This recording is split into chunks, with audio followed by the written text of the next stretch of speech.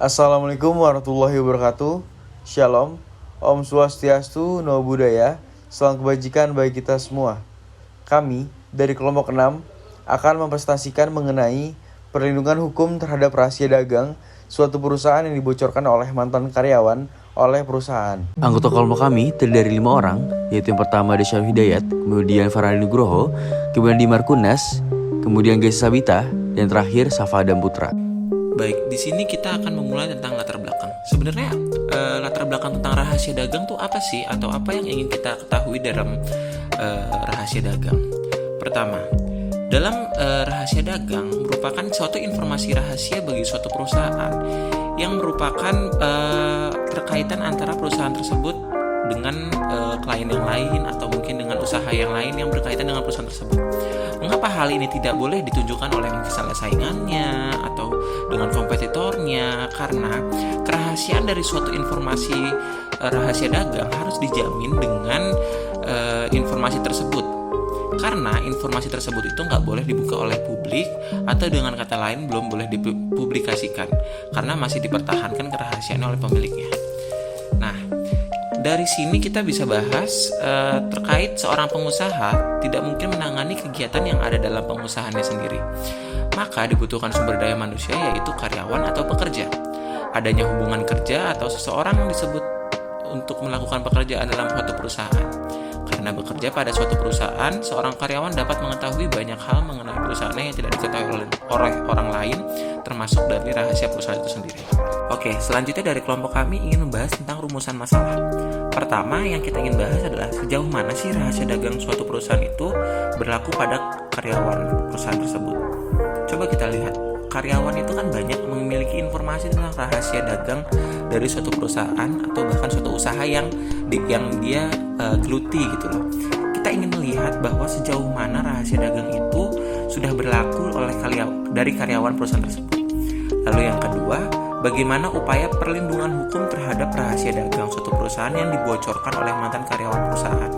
Nah, di sini kita lihat perlindungan hukum itu dari rahasia dagang itu sudah sejauh mana sih?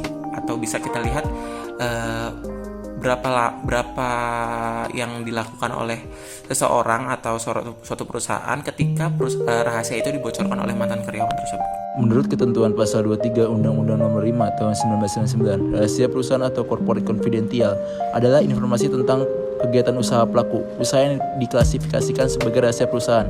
Unsur rahasia perusahaan meliputi berbagai informasi. Yang pertama, memiliki sifat rahasia dan dijaga kerahasiaannya. Yang kedua, terbukanya informasi menimbulkan kerugian bagi perusahaan karena berpindah dan dimanfaatkan oleh pesaing. Yang ketiga, memiliki nilai ekonomis. Larangan membocorkan rahasia perusahaan telah tercantum di dalam Perjanjian Kerja Bersama atau PKB dan Surat Perjanjian Kerja atau SPK.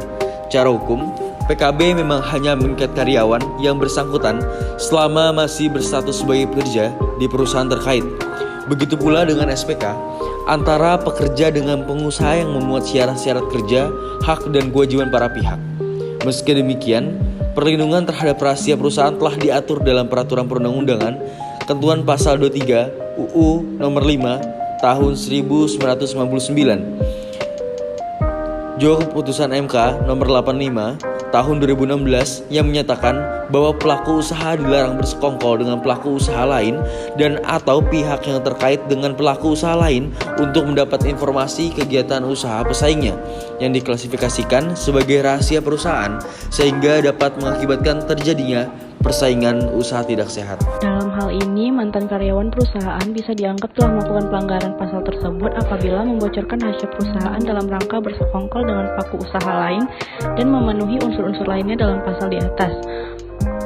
Atas pelanggaran rahasia dagang ini, perusahaan yang dibocorkan rahasia dagangnya dapat mengajukan gugatan ganti rugi ke pengadilan negeri dan atau dapat juga mengadukan mantan karyawan yang bersangkutan atas dugaan tindak pidana pelanggaran rahasia dagang yang diancam pidana penjara paling lama 2 tahun dan atau denda paling banyak 300 juta rupiah.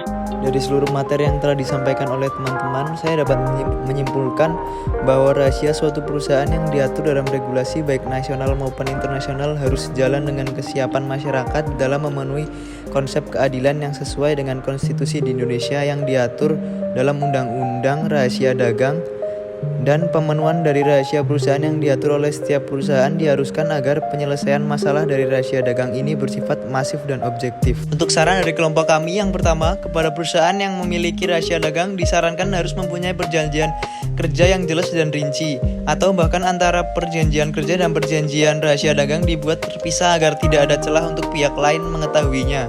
Yang kedua, kepada perusahaan juga disarankan selalu mendaftarkan setiap rahasia dagangnya kepada lembaga yang terkait. Usai sudah pemaparan dari kelompok 6, terima kasih atas perhatiannya.